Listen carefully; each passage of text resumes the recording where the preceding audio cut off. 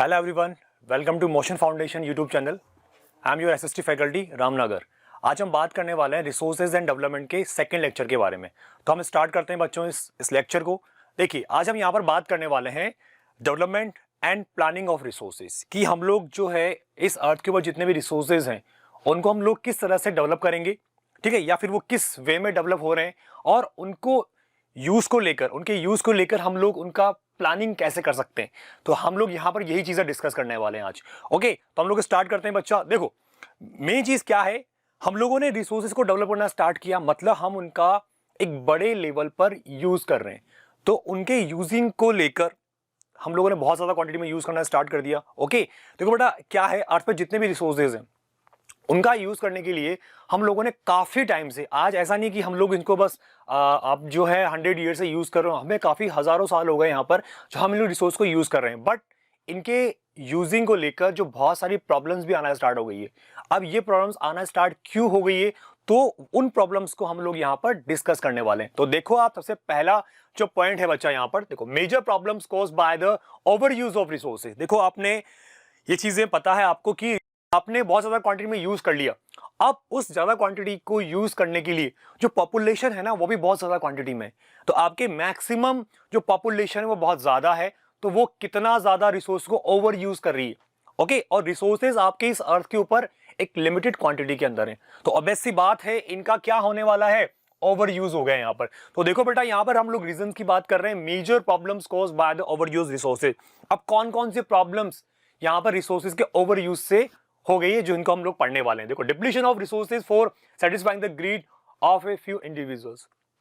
हम लोगों ने क्या किया, रिसोर्सेज जो बहुत ज्यादा क्वांटिटी में थे बट अब वो लिमिटेड हो गए हैं. कैसे? क्योंकि यहाँ की जो पॉपुलेशन है, अर्थ का जो पॉपुलेशन है वो बहुत बड़े लेवल पर इंक्रीज हो रहा है धीरे धीरे, ठीक है. तो अब रिसोर्सेज आपके लिमिटेड पहले भी थे बट वहां पर पॉपुलेशन कम थी, ठीक है. पर अब जो पॉपुलेशन है, जो उनका जो यूजिंग करने वाले जो लोग हैं, इनको यूज करने वाले जो एक पर्टिकुलर सेक्शन है सोसाइटी का, वो बहुत बड़े लेवल पर इंक्रीज हो रहा है धीरे धीरे. तो हम लोग यहाँ पर यही देख रहे हैं कि वो गायब क्यों हो रहा है, क्योंकि बेटा कुछ लोगों ने अपनी ग्रिड लालच की वजह से बहुत ज्यादा रिसोर्सेज को अक्यूमुलेट करना स्टार्ट कर दिया है, कलेक्शन करना स्टार्ट कर दिया है, ठीक है ना. इसीलिए रिसोर्सेज क्या हो रहे हैं, डिप्लीट, गायब होते जा रहे हैं, ठीक है ना. अपने लालच में वो लोग रिसोर्सेज को अपने पास में कलेक्ट करते जा रहे हैं, इसीलिए रिसोर्सेज क्या हो रहे हैं बेटा, खत्म होते जा रहे हैं, ठीक है. नेक्स्ट पर हम बात करते हैं accumulation of resources in few hands. अब देखो बेटा यहां पर हम बात कर रहे हैं अक्यूमुलेट, मतलब उनको बहुत ज्यादा क्वांटिटी में स्टोर करना, ठीक है ना. और वो कुछ ही हाथों के अंदर बात कर रहे हैं, मतलब सोसाइटी के अंदर कोई पर्टिकुलर ऐसा सेक्शन है जो इनको बहुत ज्यादा क्वांटिटी के अंदर क्या कर रहा है, स्टोर कर रहा है. ओके, स्टोर कर रहा है, and which in turn divided the society into two segment. और इस तरीके से रिसोर्सेज को जो हम लोग यहां पर बहुत ज्यादा क्वांटिटी में स्टोर कर रहे हैं ना, तो उससे हमारी सोसाइटी टू कैटेगरीज में डिवाइड हो गई है. देखो, एक तो वो लोग जिनके पास में रिसोर्सेज हैं और एक सेकंड कैटेगरी वो जिनके पास रिसोर्सेज नहीं है. तो हम लोग इसको एक बड़े लेवल पर किस नाम से जानेंगे बेटा, रिच सेक्शन है और एक पुअर सेक्शन है. हमारी सोसाइटी रिसोर्सेज को लेकर, जिनके पास रिसोर्सेज हैं वो रिच कैटेगरी के अंदर आ रहे हैं और जिनके पास रिसोर्सेज नहीं है वो पुअर कैटेगरी के अंदर आ रहे हैं. क्लियर हुआ? तो इस तरह से जो रिसोर्सेज हैं उनके अक्यूमुलेशन को लेकर, उनके कलेक्शन को लेकर, उनके स्टोरेज को लेकर हमारी जो सोसाइटी है, ओके, हमारी जो सोसाइटी है वो आपके दो कैटेगरी में डिवाइड हो गई. देखो बेटा सिंपल सी बात है, जिनके पास बहुत ज्यादा पैसा है वो रिसोर्स को बहुत ज्यादा क्वांटिटी में परचेज करेंगे, ठीक है ना. इसके बाद बहुत सारा पैसा है, वो बहुत सारे प्लॉट्स या लैंड जो है वो परचेज कर लेगा, बहुत सारी 4 व्हीलर्स 2 व्हीलर्स वो उनका कलेक्शन कर लेगा. पर जिसके पास में पैसा नहीं है तो वो आपके इन रिसोर्सेज को कलेक्ट नहीं कर पाएगा. तो इससे सोसाइटी आपके दो सेक्शन में डिवाइड हो गई है. ओके, हम लोग मेजर प्रॉब्लम्स की बात कर रहे हैं कि रिसोर्स के ओवर यूज को लेकर जो प्रॉब्लम जनरेट हो रही है हमारे सोसाइटी के अंदर, हमारी इस अर्थ के ऊपर. नेक्स्ट पॉइंट क्या है, global ecological crisis such is. अब देखो रिसोर्सेज को हम लोगों ने बहुत ज्यादा यूज करना स्टार्ट कर दिया है, तो इससे प्रॉब्लम्स क्या हो गई है कि जो रिसोर्सेज हैं उसको लेकर ग्लोबल लेवल पर, मतलब हम लोग बात करें इंटरनेशनल लेवल पर, अर्थ पे जितने भी कॉन्टिनेंट हैं और उनके अंदर जो भी कंट्रीज हैं वहां पर इकोलॉजिकल क्राइसिस, मतलब एनवायरमेंटल है ना, एनवायरमेंट को लेकर जो प्रॉब्लम जनरेट हो गई है.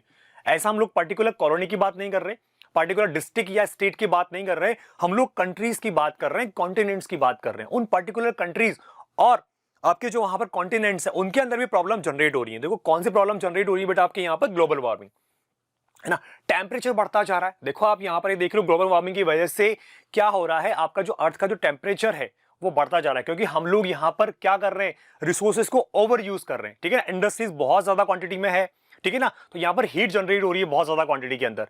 ओके, अब देखो, तो ग्लोबल वार्मिंग यहाँ पर एक एक प्रॉब्लम जनरेट हो गई है, ठीक है, रिसोर्सेज के ओवर यूज को लेकर, है ना। बहुत सारे कंट्रीज आपके बहुत ज्यादा क्वांटिटीज के अंदर, है ना, इंडस्ट्रीज को सेटअप कर रहे हैं, ठीक है ना, पॉल्यूशन कर रहे हैं, तो यहां पर जो है जो टेम्परेचर है वो कंटिन्यू इंक्रीज होता जा रहा है, ठीक है ना। सेकंड पॉइंट है ozone layer depletion.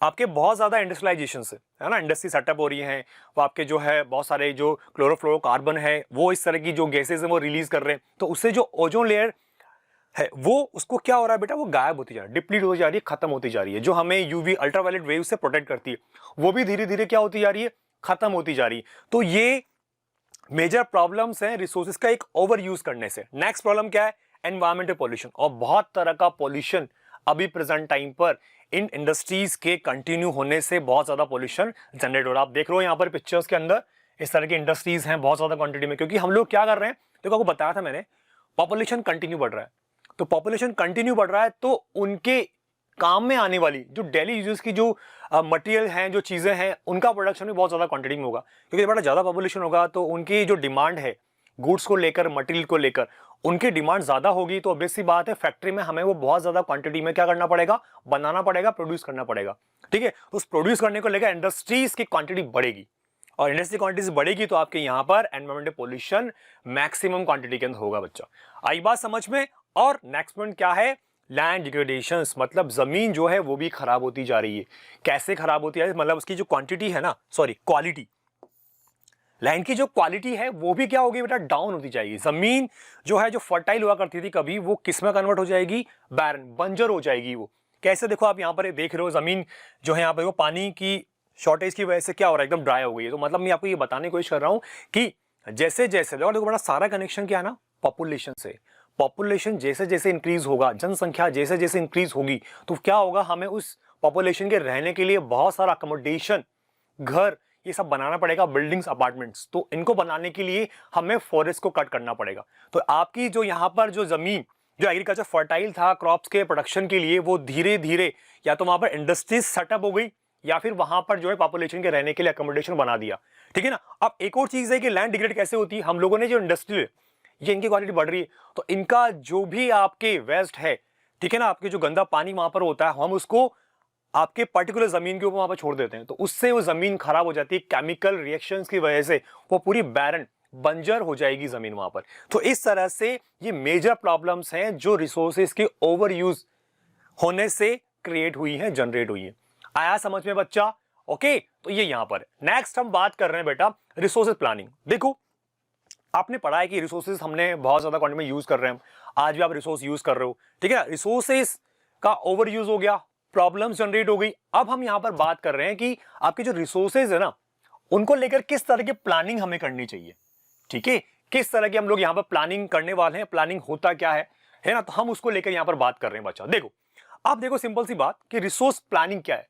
Resource planning एक स्ट्रैटेजी है, एक प्लान है, ठीक है ना। स्ट्रैटेजी मतलब होता है कि आप क्या, किस तरीके से रिसोर्सेज का जो ओवर यूज हो रहा है, या इंडिया में जो भी रिसोर्सेज हैं उसको लेकर किस तरह की स्ट्रैटेजी बना रहे हो, ताकि उनका ओवर यूज ना हो, और जिसके पास रिसोर्स हैं, है ना, तो उसके पास से रिसोर्सेज उन हाथों में जाए जिनके पास रिसोर्सेज नहीं है। तो इस तरह की स्ट्रैटेजी हम लोग यहां पर करने वाले हैं। बट उससे पहले हम लोग बात करेंगे रिसोर्सेज जो डाइवर्सिटी इंडिया के अंदर, कि रिसोर्स डाइवर्सिटी क्या है, मतलब हमारे इंडिया के अंदर हम लोग रिसोर्सेज के बारे में डिस्कस करने वाले हैं कि सर यहां पर रिसोर्सेज कौन कौन से मिल रहे हैं इंडिया के अंदर। डाइवर्सिटी का मतलब पता है ना, विभिन्नता, जो बहुत सारी जो डिफरेंट डिफरेंट जो मटेरियल हैं, जो रिसोर्सेज हैं, उनके बारे में हम देखेंगे पहले, उसके बाद हम डिस्कस करेंगे कि प्लानिंग कैसे करें, ठीक है ना। जिसके पास रिसोर्स है ना, उसके रिसोर्सेज लेकर उनको देना जिनके पास रिसोर्स नहीं है, तो ये प्लानिंग हम लोग थोड़ा देखेंगे। पर पहले इंडिया में रिसोर्सेज कौन कौन से हैं, ठीक है ना, उनको हम लोग डिस्कस करने वाले। देखो बेटा यहां पर हम लोग पहले उन स्टेट्स को लेकर डिस्कस करने वाले, उन राज्यों के बारे में बात करेंगे जहां पर रिसोर्सेज आपकी जो सीबीएसई के अंदर जो एग्जाम में आपके आएंगे, और जो आपकी जो एनसीईआरटी की बुक्स में दिए हुए ना क्वेश्चंस, आपके जो कंटेंट है उसको लेकर ही हम बात करेंगे। पर्टिकुलर उन्हीं स्टेट्स को लेकर हम लोग डिस्कस करने वाले हैं यहाँ पर। ओके, ये रैंडमली मैंने चूज नहीं किया है, ये आपके एनसीईआरटी के अंदर दिया हुआ है। तो देखो बेटा हम लोग यहाँ पर क्या बात कर रहे हैं, सबसे पहले हमने बात किया यहाँ पर झारखंड को लेकर। ओके, हम लोग देख रहे हैं स्टेट्स हैं आपके ये। अब इन स्टेट्स के, आपको मैंने बताया था कि हम लोग यहाँ पर उन रिसोर्सेज को लेकर बात करेंगे। हमारे इंडिया के अंदर कुछ स्टेट्स ऐसे हैं जिनके पास रिसोर्स हैं, ठीक है। अब उनके पास में रिसोर्सेज, ऐसा नहीं कि सारे रिसोर्सेज हैं, वहां पर कुछ रिसोर्सेज का अवेलेबिलिटी है ना, वहां पर उपलब्धता है, मतलब उनके पास में रिसोर्सेज हैं, कुछ ही हैं, और कुछ रिसोर्सेज नहीं है। तो हम लोग यही चीज देखने वाले हैं यहाँ पर कि इनके पास कौन से रिसोर्स हैं और कौन से नहीं है।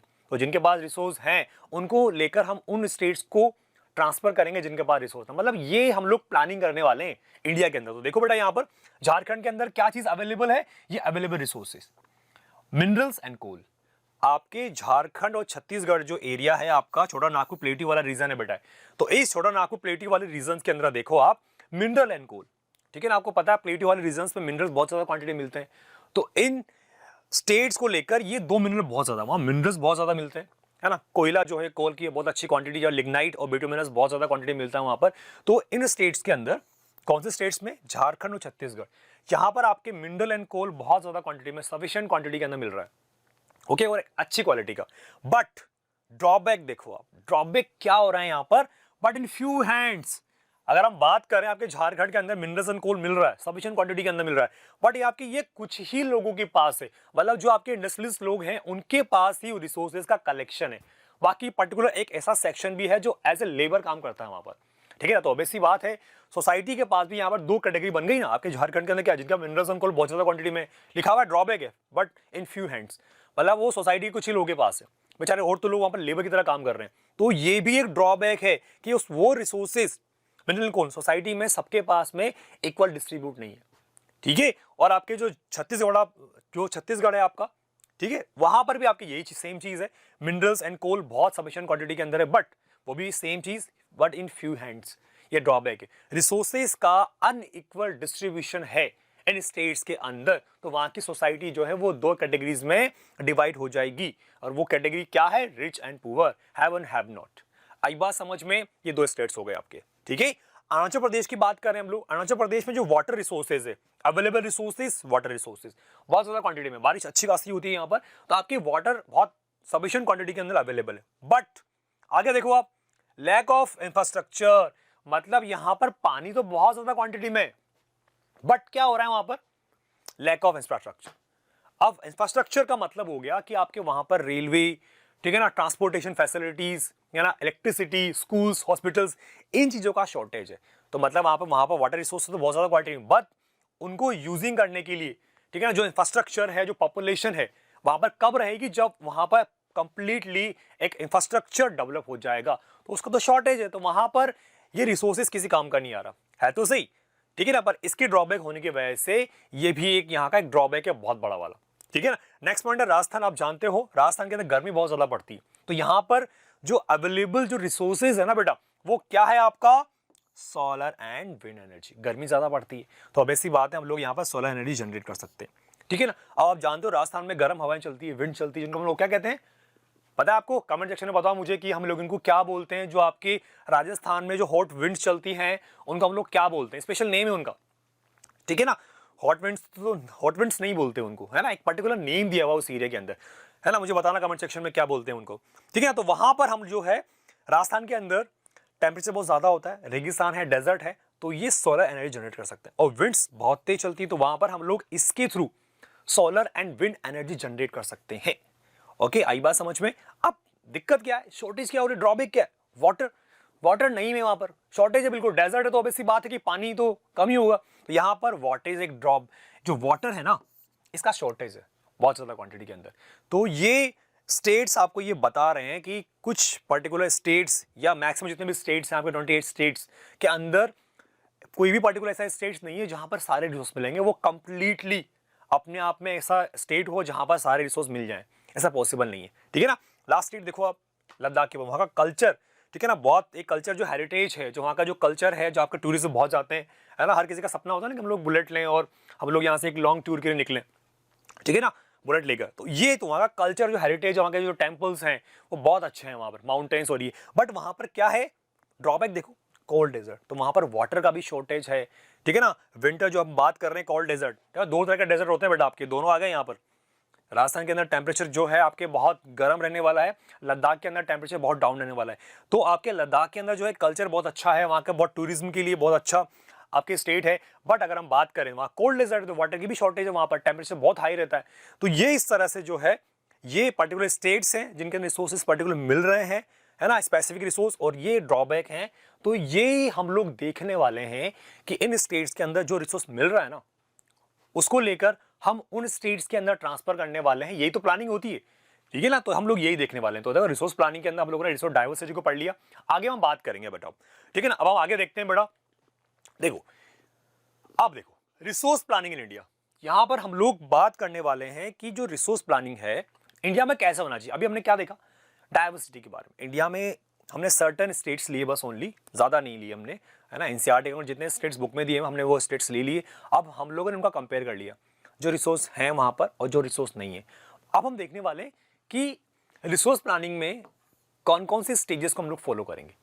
ओके बच्चा, तो हम लोग इन स्टेट्स के अंदर, है ना, हम लोगों को देख लिया रिसोर्स है या नहीं है।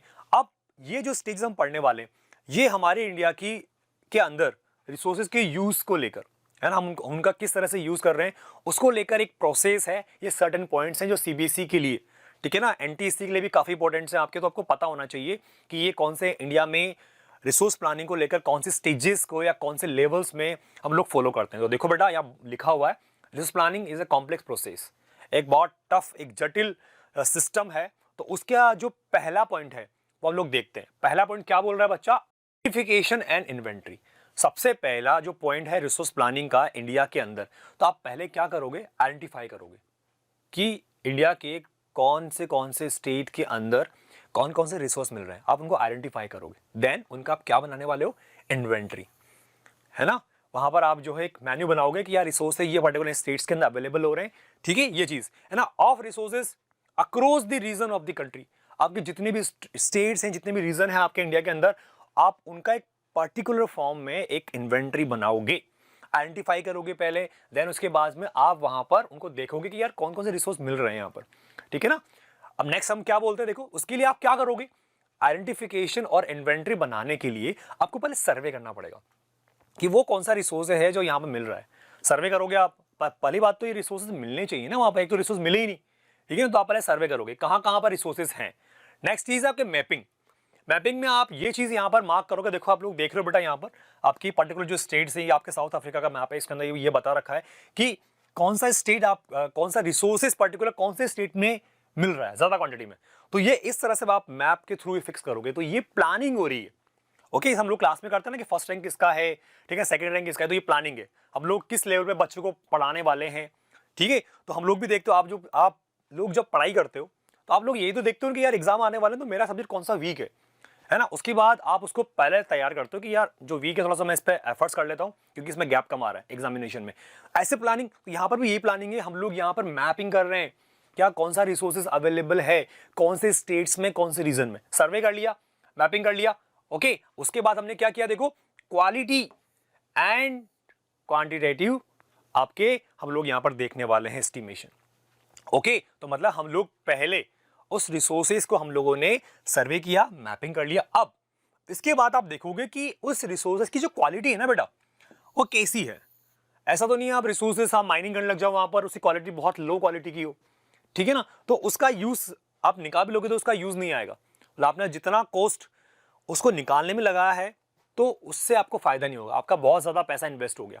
तो आपको पहले क्वालिटी देखना चाहिए, है ना। आप पहले वहां पर क्या देखोगे बच्चा, वहां पर आप पहले क्वालिटी को देखने वाले हो कि उस रिसोर्स की क्वालिटी कैसे। मैं आपको बताऊं, कोयला होता है तो कोयले की जो कैटेगरी होती है ना, उसकी जो कार्बन की जो अवेलेबिलिटी है वो कितना प्योर है वो डिपेंड करता है। जैसे हम टॉप कोयले की बात करें, जो अच्छा जो क्वांटिटी का जो होता है, क्वालिटी का जो कोयला है वो कौन सा आपका एंथ्रेसाइट, बिटुमिनस, लिग्नाइट एंड पीट। तो एंथ्रेसाइट जो कोयला है वो बहुत ज्यादा सुपर्ब होता है, इसमें कार्बन की क्वांटिटी आपके 70 से 80 ऊपर मिलेगी, ठीक है ना, 70 से 80 के आसपास, ठीक है। तो ये जो कोयला है अगर ये है तो आप इसको माइनिंग करने के लिए कोई दिक्कत ही नहीं है, क्वालिटी बहुत अच्छी है। पर अगर आपको लगा कि यार जो कोयला में जो निकाल रहे हैं, आपने सर्वे किया, मैपिंग किया, तो वहां पर कोयला मिल रहा है पीट, इसमें कार्बन की क्वांटिटी बहुत कम होती है, लेस देन 20। तो उस कंडीशन में आपके वो कोयला एनर्जी कम देगा, धुआं ज्यादा देगा। तो ऐसे कोयले की माइनिंग करके आप क्या करोगे, चीज आपकी क्वांटिटी। अब आप यहां पर क्वांटिटी भी देखने वाले हो, ऐसा नहीं कि थोड़ा बहुत निकले बस आप इतना सारा पैसा इन्वेस्ट करो माइनिंग के लिए और वो रिसोर्स की जो क्वांटिटी वो थोड़ी सी है, तो आपको वहाँ पर उसकी क्वांटिटी भी देखनी है कि वो आपके 10 साल 20 साल नेक्स्ट 50 ईयर्स के लिए या 100 ईयर्स के लिए इतना ज़्यादा स्टॉक में हमें मिल जाए, तो वो ज़्यादा बेनिफिशियल होगा आपके लिए। ठीक है, तो हम लोग ये देखने वाले हैं। आई बात समझ में। नेक्स्ट देखो आप, और मेजरमेंट ऑफ रिसोर्सेस। मेजरमेंट आप करोगे कि वही स्टॉक वाली बात है यहाँ पर भी, कि आप उनका प्रॉपर एक देखोगे मेजरमेंट करके कि जो रिसोर्स मिल रहा है ना, या आपकी इसकी कॉस्ट कितनी है। ठीक है ना, हमें इससे कितना प्रॉफिट होगा अगर हम इसे बाहर एक्सपोर्ट भी करते हैं। ठीक है, तो हम लोग ये प्रॉपर एस्टिमेशन करेंगे। रिसोर्स ऐसा तो नहीं है इसकी बहुत डिमांड हो बाहर ज़्यादा, तो हम लोग ऐसे रिसोर्स की एक प्रॉपर एस्टिमेशन करेंगे, मेजरमेंट करेंगे, कितना प्राइस है करंट टाइम पर, हम लोग उसकी अगर माइनिंग भी करते हैं तो हमें कितना प्रॉफिट होने वाला है। तो इस तरह के ये फर्स्ट पार्ट है आपके रिसोर्स प्लानिंग का इंडिया के अंदर।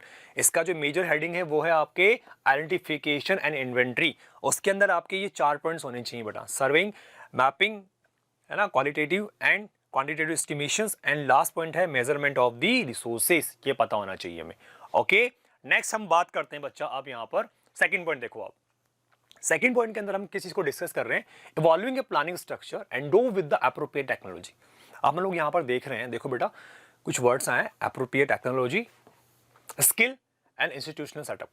ठीक है ना, for implementing resource development plans. अब आपने जो देखा है कि हम लोग रिसोर्स प्लानिंग का सेकंड पॉइंट पढ़ रहे हैं, तो रिसोर्स प्लानिंग का ये सेकंड पॉइंट है जिसके अंदर हम लोग पर्टिकुलर ये देखने वाले हैं कि आप जिस रिसोर्स की माइनिंग आपने आइडेंटिफाई कर लिया कि यहाँ पर कोयला बहुत ज़्यादा है या आयरन बहुत ज़्यादा है, तो आप पर्टिकुलर उस रिसोर्सेज को लेकर ये देखने वाले हो कि उस रिसोर्स को माइनिंग करने के लिए आपके पास में टेक्नोलॉजी है नहीं, ये चीज़ देखने वाले हो।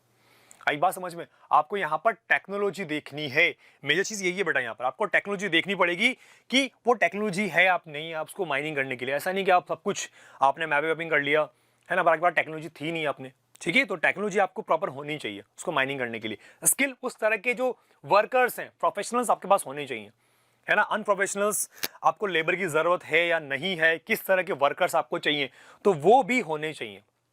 आई बात समझ में।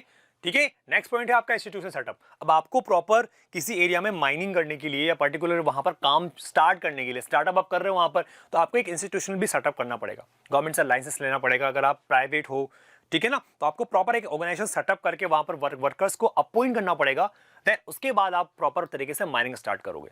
ठीक है, तो एक प्रॉपर एक प्लानिंग होगा किसी भी एरिया के रिसोर्सेज को यूज करने के लिए। तो ये सेकंड पॉइंट था आपके, रिसोर्सेज को हम लोग जो है as a planning, as a strategy हम लोग यूज करना चाहते हैं। आई बात समझ में। ठीक है, तो इस तरह के ऑफिसेज हमें सेटअप करने पड़ेंगे, बिल्डिंग सेटअप करनी पड़ेगी। क्लियर। अब देखो नेक्स्ट पॉइंट क्या बोल रहा है बेटा, देखो लास्ट पॉइंट है, थर्ड पॉइंट है matching the resource development plans with overall national development plans. अब ये बात कर रहे हैं कि रिसोर्सेज, आप लोगों ने जो स्टार्टिंग में देखा था अफ्रीका का मैप, वहां पर डिफरेंट रिसोर्सेज थे स्टेट वाइज, तो ऐसी ही प्लानिंग आपको इंडिया के रेफरेंस में भी करनी है। इंडिया के अंदर आप यहाँ पर क्या करने वाले हो कि आपको डिफरेंट स्टेट्स के जो रिसोर्सेज, जो स्ट्रक्चर है, जो आपने मैपिंग करा है, उसको मैच करना है।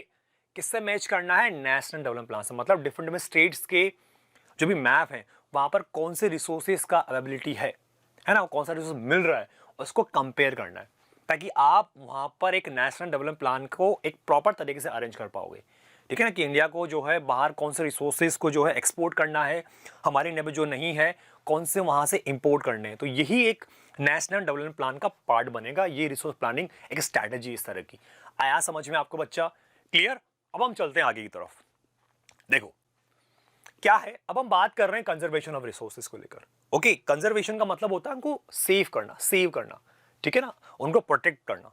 रिसोर्सेज को देखो स्टार्टिंग से पढ़ रहे हो, इस सेकंड लेक्चर में हम लोग यही डिस्कस कर रहे हैं कि डेवलपमेंट कर लिया आपने, ठीक है ना, उनका रिसोर्स का प्लानिंग करोगे आप, तो प्लानिंग में एक ये भी पार्ट आता है बेटा कि आप उनको क्या कर रहे हो, कंजर्व कर रहे हो, प्रोटेक्ट भी करना पड़ेगा ना। ऐसा तो नहीं आपने प्रॉब्लम्स देख ली, प्लानिंग कर ली, पर आप सेफ्टी के बारे में सोच ही नहीं रहे। हमारी सेफ्टी नहीं, रिसोर्सेज की सेफ्टी की बात कर रहे हैं हम, क्योंकि हम उनका ओवर यूज करते जा रहे हैं। पॉपुलेशन है कि कंटिन्यू इंक्रीज होता जा रहा है, आई बात समझ में, तो कंटिन्यू यूज होता जा रहा है रिसोर्सेज का, तो उनकी सेफ्टी की बात करनी पड़ेगी ना। तो हम लोग यहां पर यही चीज देखने वाले हैं। देखो बेटा यहां पर हम लोग क्या बात कर रहे हैं, अब देखो गांधी जी आ गए यहां पर, ठीक है ना, आप जानते हो बापू, ठीक है, तो यहां पर हम लोग गांधी जी के बारे में बात कर रहे हैं। अब देखो गांधी जी ने क्या स्टेटमेंट दिया है, क्लियर। तो गांधी का स्टेटमेंट देखना है आपको। हाँ बेटा देखो, तो गांधी जी रिसोर्सेज के कंजर्वेशन को लेकर क्या डिस्कस कर रहे हैं आपसे, गांधी जी और रिसोर्स डिप्लीशन, मतलब जो रिसोर्स जो खत्म हो रहे हैं, जो फिनिश हो रहे हैं, गांधी जी का स्टेटमेंट क्या है, गांधी जी के क्या थॉट्स हैं, क्या आइडियोलॉजी उनकी, ठीक है ना। उनको भी दिमाग में आ गया कि यार रिसोर्सेज का हम लोग बहुत ओवर यूज कर रहे हैं, ठीक है ना। गांधी दिमाग में कैसे आया, गांधी जी के दिमाग में आया ऐसे कि उस समय जो ब्रिटिशर्स थे ना, उन्होंने इंडिया के एग्रीकल्चर लैंड को एक्सप्लोर करना स्टार्ट कर दिया, ठीक है ना। वो अपनी इंडियन किसान से, जो भारतीय किसान थे उनसे फोर्सफुली ग्रो करवा रहे थे, क्योंकि उसको डिमांड थी कहां पर, उनकी जो ब्रिटेन में जो इंडस्ट्रीज थी उनके लिए डिमांड थी। तो उनको ये समझ में आया, देखो क्या बोल रहे हैं, there is enough for everybody's need. आपके पास जो रिसोर्सेज है ना बेटा, वो लोगों की नीड के लिए तो है, मतलब इस हमारी अर्थ पे लोगों की जरूरत के लिए तो रिसोर्स हैं, लेकिन आप लोग काफी सालों तक यूज कर सकते हो अगर आपकी नीड है।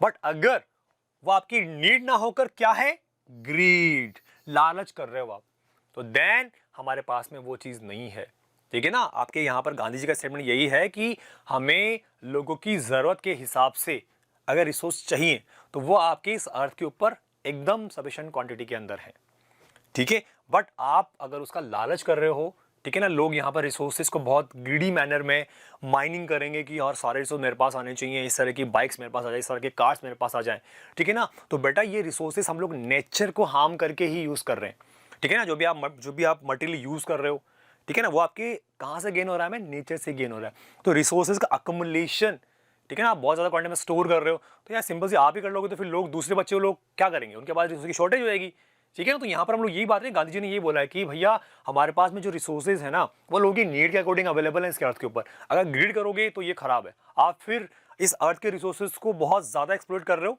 ठीक है ना, जो आने वाली जनरेशन के लिए बहुत ज्यादा खराब कंडीशन होगी, उनके लिए बचेगा ही नहीं कुछ यहाँ पर। तो देखो यही बोला है, तो Gandhi ji explain the causes of resources depletion.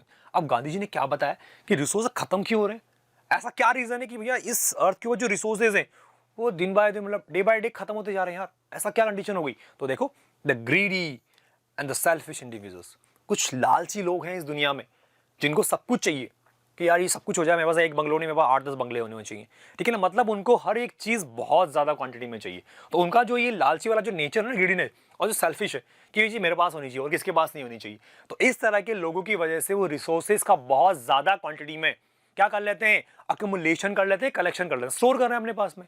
आई बात समझ में।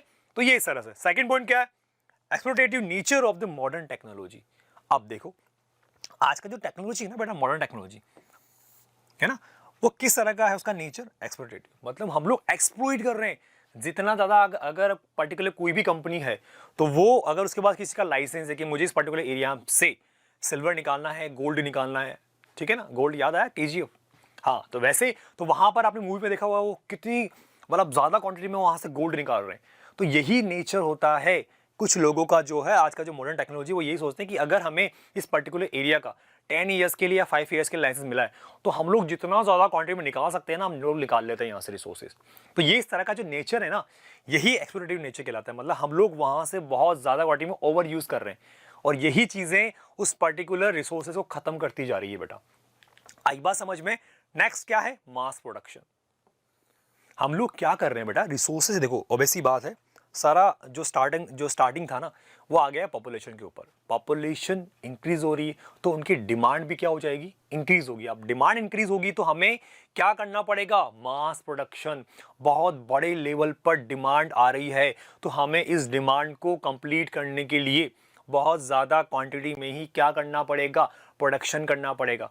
और प्रोडक्शन करोगे तो ऑब्वियस सी बात है कि इस अर्थ के जितने भी रिसोर्सेज है उनको आप बहुत ज़्यादा क्वांटिटी में एक्सप्लॉइट करोगे, ओवर यूज करोगे, जिसकी वजह से आपके रिसोर्स खत्म हो जाएंगे कुछ पर्टिकुलर टाइम के बाद।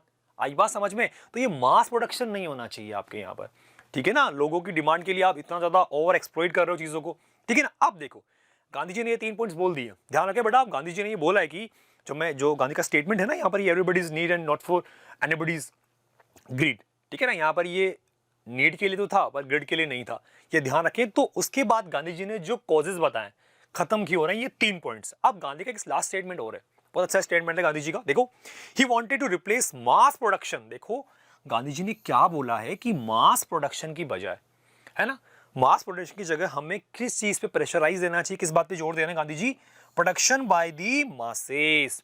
अब देखो आप लोग जो हैं, जितने भी पॉपुलेशन इंक्रीज हो रही है तो उनकी डिमांड आ रही है, तो आप उस डिमांड को फुलफिल करने के लिए फैक्ट्रीज में एक ही, देखो आप जानते हो सिंपल सी बात है, कोई भी जो चीज़ आज मेरे पास है, ठीक है ना, लाइक मैं कोई पर्टिकुलर कंपनी का सेलफोन यूज़ कर रहा हूँ, तो वो सेम ब्रांड जाने कितने लोग यूज़ कर रहे हैं, तो ये हो गया मास प्रोडक्शन। आप एक ही प्रोडक्ट को जाने कितनी क्वांटिटी में बनाते हो आप, तो आपके अलावा वो इस अर्थ के ऊपर जाने कितने लोग यूज़ कर रहे हैं, है ना। सेम ब्रांड का अगर हम बात करें पर्टिकुलर ब्रांड्स की भी, तो मैं बहुत सारे ब्रांड, तो आपकी एक शर्ट मैंने बन रखी तो वो शर्ट आपके बहुत से लोग मिल जाएंगे आपको। तो ये एक ही ब्रांड जो है आप उसकी बहुत ज़्यादा क्वांटिटी में प्रोडक्शन कर रहे हो, तो मास प्रोडक्शन हो गया। पर गांधी जी बोल रहे हैं कि ये चीज़ नहीं होना चाहिए। क्या होना चाहिए? Production by the masses. यहाँ पर हमें इंडिविजुअल लोगों के पास में काम देना चाहिए, क्योंकि बेटा देखो ये तो आप मशीन में बना दोगे, है ना, एक ही प्रोडक्ट को बहुत ज़्यादा क्वांटिटी में, बट अगर उसी का प्रोडक्शन बहुत ज़्यादा लोग करेंगे तो लोगों के पास एम्प्लॉयमेंट जनरेट होगा, उनके पास भी पैसा आएगा, और पैसा आएगा तो उनकी कंडीशन पुअर से थोड़ा इंप्रूव हो जाएगी, अच्छी कंडीशन हो जाएगी। तो इससे हमारी सोसाइटी के अंदर जो गैप है ना रिच एंड पुअर का, वो क्या हो जाएगा? खत्म हो जाएगा, कम हो जाएगा।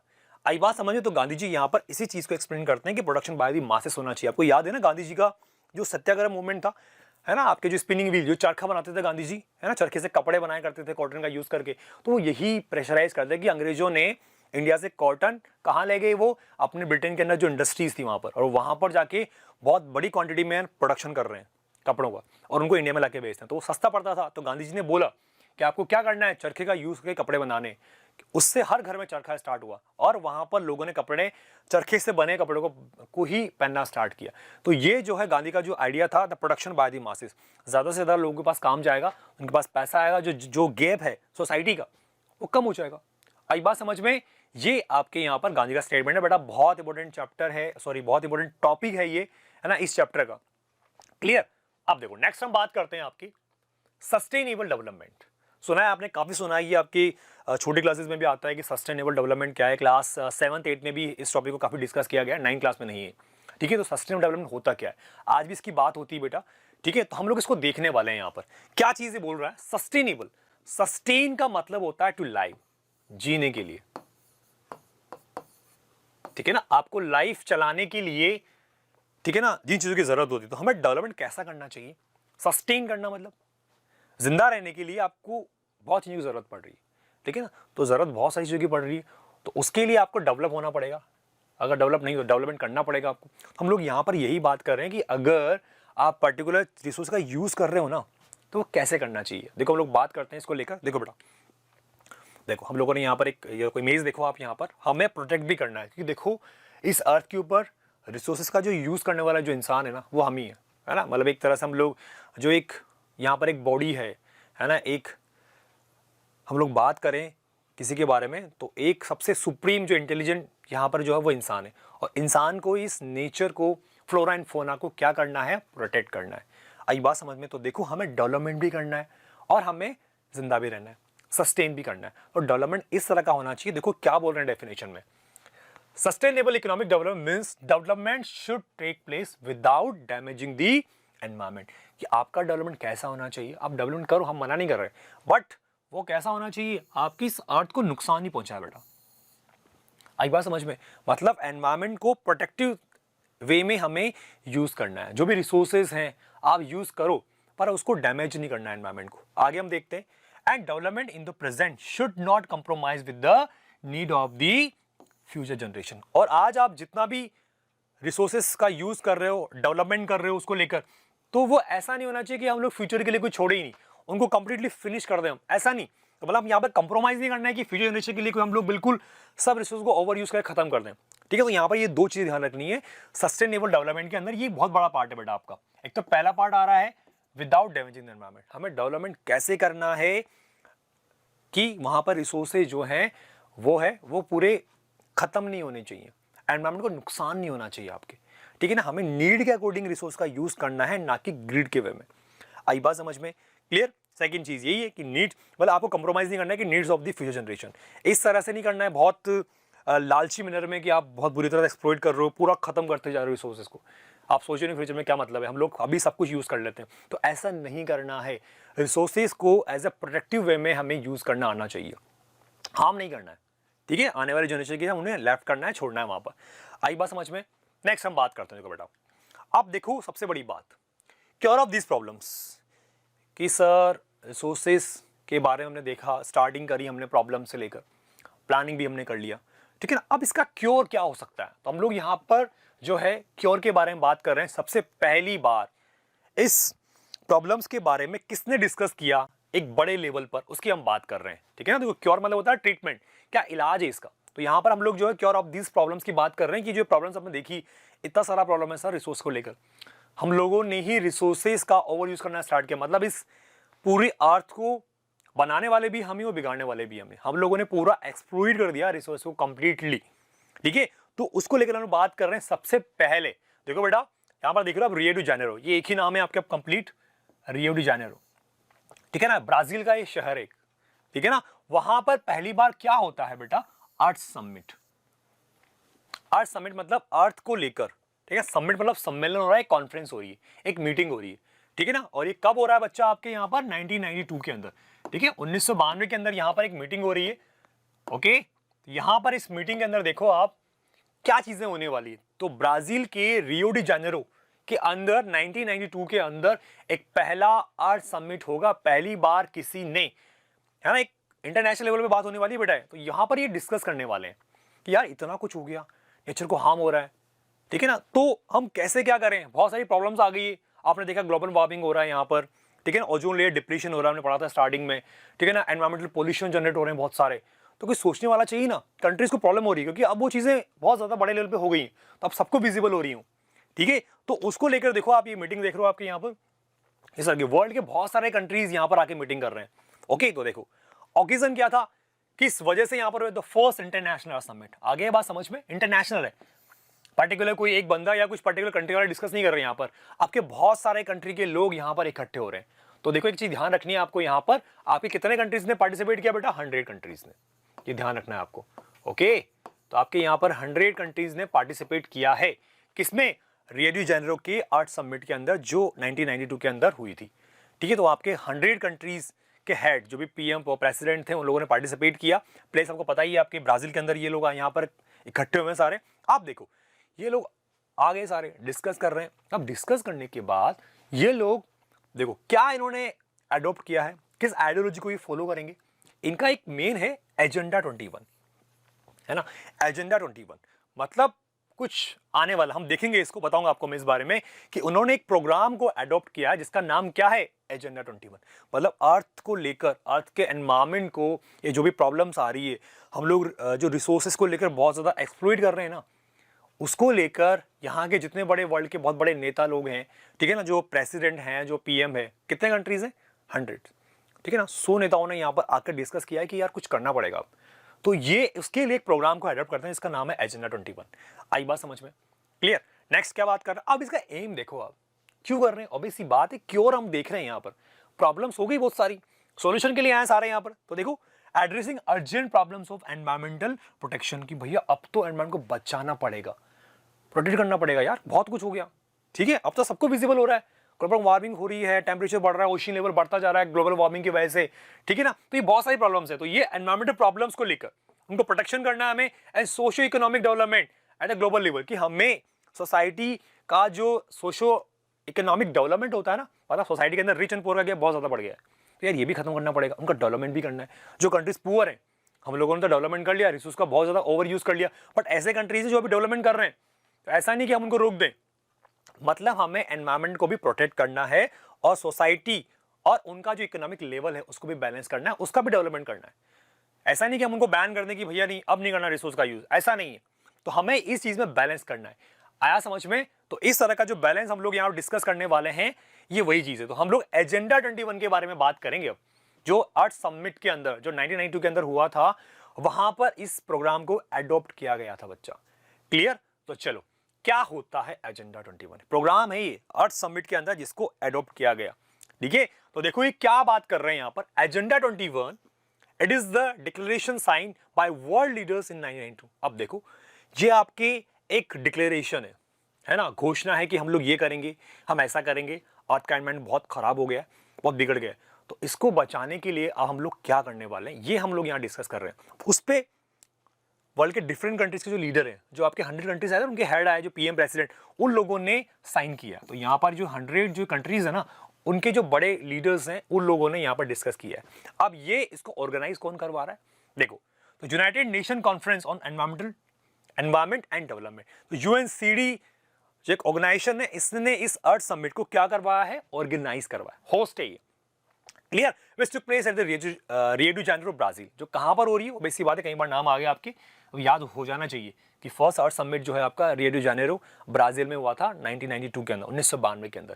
क्लियर, चलो अब देखो अब क्या चीज है, इसका एम क्या था। सर हमने अर्थ समिट के अंदर जो 100 हेड्स थे, जो कंट्रीज थे, 100 कंट्रीज, उन्होंने एक प्रोग्राम को एडॉप्ट किया जिसको हम लोग बोलते हैं एजेंडा 21।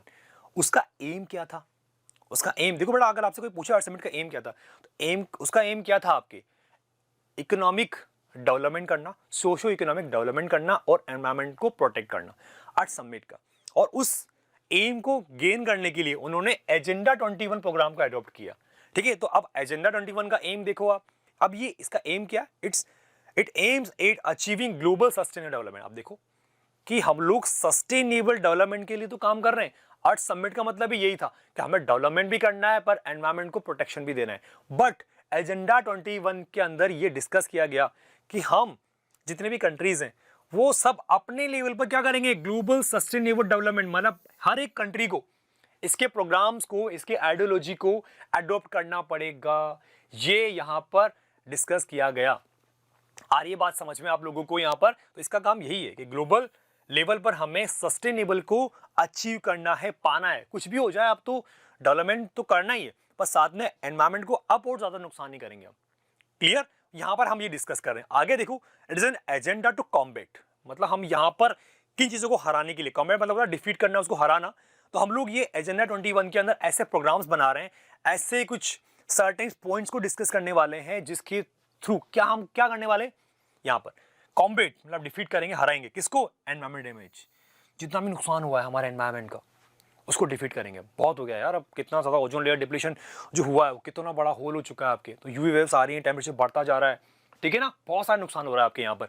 तो इस तरह की चीज़ों को हम लोग यहाँ पर हराएंगे और डिफीट करेंगे। ओके, पॉवर्टी, गरीबी बहुत ज़्यादा हो गई, जो रिसोर्सेज हैं वो रिच एंड पुअर में डिवाइड हो गए, तो ये पॉवर्टी जो आ रही है ना उसको भी हम लोग कम करेंगे, ठीक है ना। और जो बहुत सारे डिफरेंट डिसीजेज हो रही हैं, ठीक है ना, उस वजह से आपके जो इतना कुछ चेंज हुआ है रिसोर्स का ओवर यूज करने से, ठीक है ना, माइनिंग की वजह से भी आपकी जो एनवायरमेंटल पोल्यूशन होता है उसको लेकर भी हम डिस्कस कर रहे हैं। तो ये सर्टेन जो प्रॉब्लम्स है ना उसको हराएंगे हम। ये एक एजेंडा है, कुछ प्रोग्राम्स को फॉलो करेंगे और हम इन सभी प्रॉब्लम्स को रिकवर करने वाले हैं, मतलब प्रॉब्लम्स को रिमूव करेंगे यहाँ से। आई बात समझ, through the global cooperation on common interest. अब देखो कैसे करोगे आप कोऑपरेशन, ग्लोबल कोऑपरेशन मतलब जो कंट्रीज यहाँ पर आए ना उनका सबका सहयोग होगा, आपस में वो लोग सभी का सपोर्ट करेंगे एक दूसरे का। क्लियर, ऑन कॉमन इंटरेस्ट, क्योंकि देखो सभी का इंटरेस्ट क्या, डेवलपमेंट होना चाहिए। सभी लोग जो है डिफरेंट कंट्रीज वो रिसोर्स का ओवर यूज कर रहे हैं, यूजेस कर रहे हैं, तो हमारा जो इंटरेस्ट है वो कॉमन है कि रिसोर्सेज का यूज भी करना है पर एनवायरमेंट को हार्म नहीं करना, ठीक है ना। एंड म्यूचुअल नीड्स, हमारे नीड्स भी एक सेम ही है, रिसोर्सेज का यूज करना है, एनवायरमेंट को हमें प्रोटेक्ट करना है। तो ये सारी जो कॉमन चीजें हैं इसको हमें बहुत तरीके से क्या करना है, अपनी एक रेस्पॉन्सिबिलिटी मानना है, ठीक है, जिम्मेदारी मानना है, तब जाके ये चीज़ें पूरी हो पाएगी। और एक बहुत अच्छी चीज़ यहाँ पर है आपके जो बेटा ये एजेंडा 21 है ना, इसको ध्यान रखें आप।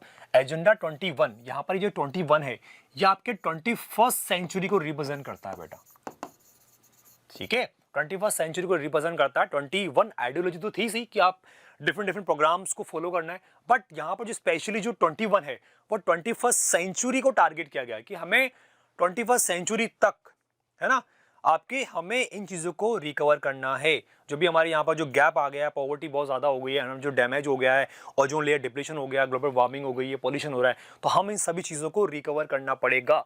ये सब चीज़ें सही हो जानी चाहिए, तो ये टारगेट कर रहे हैं हम, है ना। एजेंडा है ना, प्लानिंग एक प्रोग्राम है, हमें अडॉप्ट करके इन सब प्रॉब्लम्स को क्या करना है बेटा, रिकवर करना है। आई बात समझ में?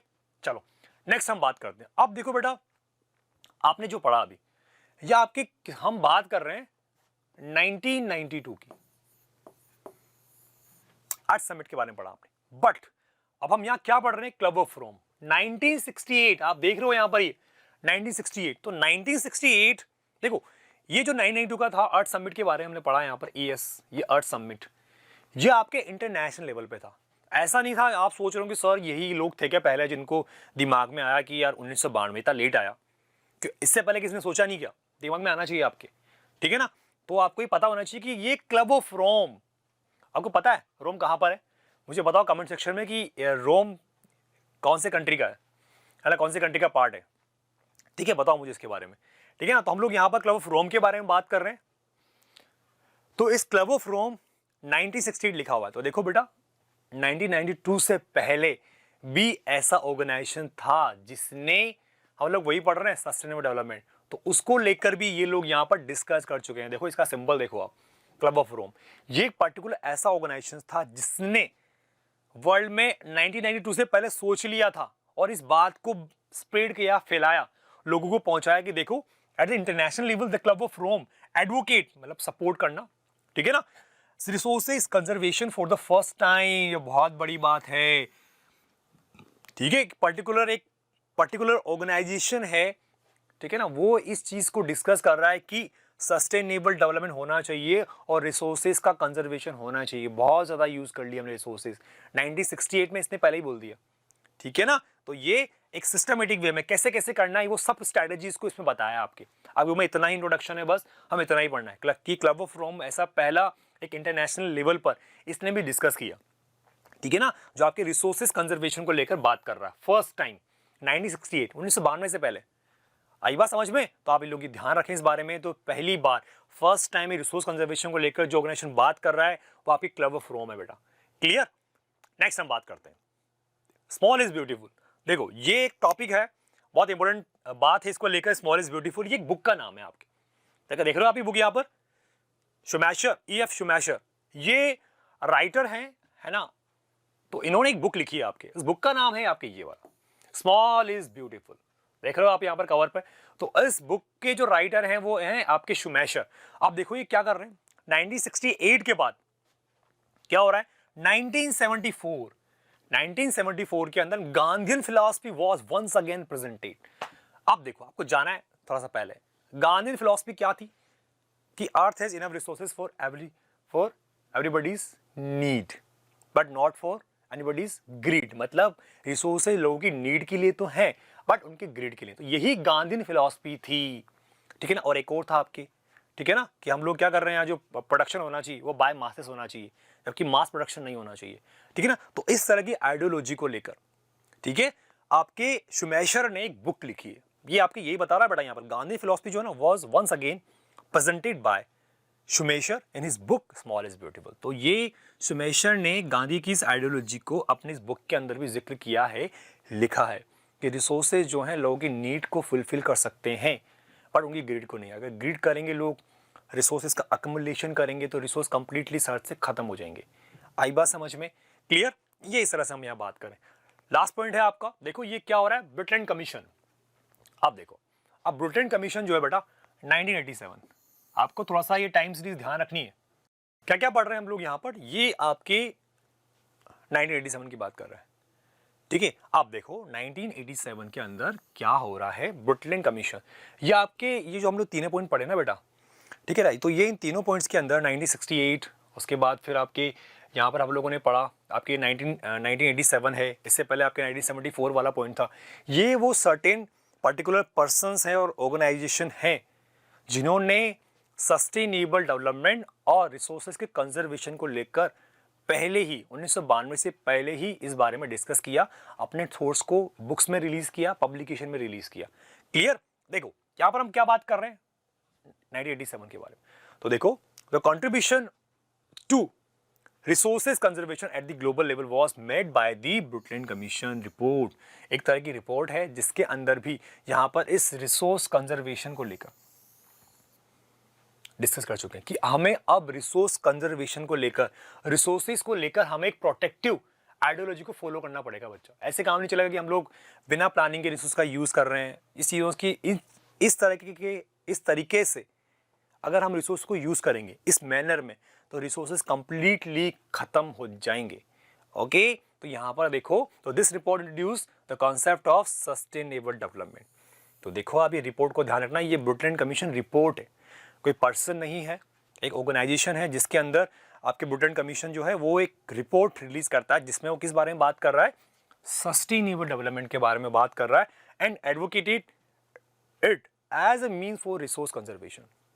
ठीक है, और यहाँ पर वो रिसोर्स कंजर्वेशन को लेकर ही बात कर रहा है, ठीक है ना। And which was subsequently publish in a book entitle our common future. देखो आवर कॉमन फ्यूचर, ये आपको बुक दिख रही है, बाद में इसने इस रिपोर्ट को मैक्सिमम लोगों तक पहुंचाने के लिए इनकी एक बुक है आवर कॉमन फ्यूचर, है ना, इसके नाम से रिलीज किया। और इस रिपोर्ट को इसके अंदर इन्होंने बताया कि हमें रिसोर्स कंजर्वेशन को लेकर बात करनी होगी, रिसोर्सेज के कंजर्वेशन को लेकर हमें सस्टेनेबल जो मैनर है उसको यूज करना पड़ेगा। क्लियर? तो ये आपके बेटा हमने जो पढ़ा यहाँ पर, ये आपके देखो 1992 से पहले, ठीक है ना, उसके बाद ही फिर 1987 आ गया, ठीक है, उसके बाद आपके 1974 आ गया, उसके बाद आपके 1968 आ गया। तो देखो ये बहुत पहले 1992 में पहला आर्ट समिट हुआ आपके ब्रुटेन कमीशन पर 87 का, फिर 74 के अंदर आपकी स्मॉल इज ब्यूटीफुल जो EF शुमेशा ने लिखा है, और लास्ट आपका जो है यहाँ पर क्लब ऑफ रोम। तो ये इस तरह से 1968 में ही यहाँ पर हम लोग पहले ही सस्टेनेबल डेवलपमेंट को लेकर डिस्कस कर चुके हैं। आई बात समझ में आपको? क्लियर हुआ? ये सेकंड लेक्चर बेटा, यहाँ पर हम इन चीज़ों को लेकर बात कर रहे हैं। आई होप आपको आज का लेकर समझ में आया होगा, कोई दिक्कत नहीं होनी चाहिए। ओके, तो आज का लेक्चर हम लोग यहीं फिनिश करते हैं। तब तक के लिए tata bye bye, take care.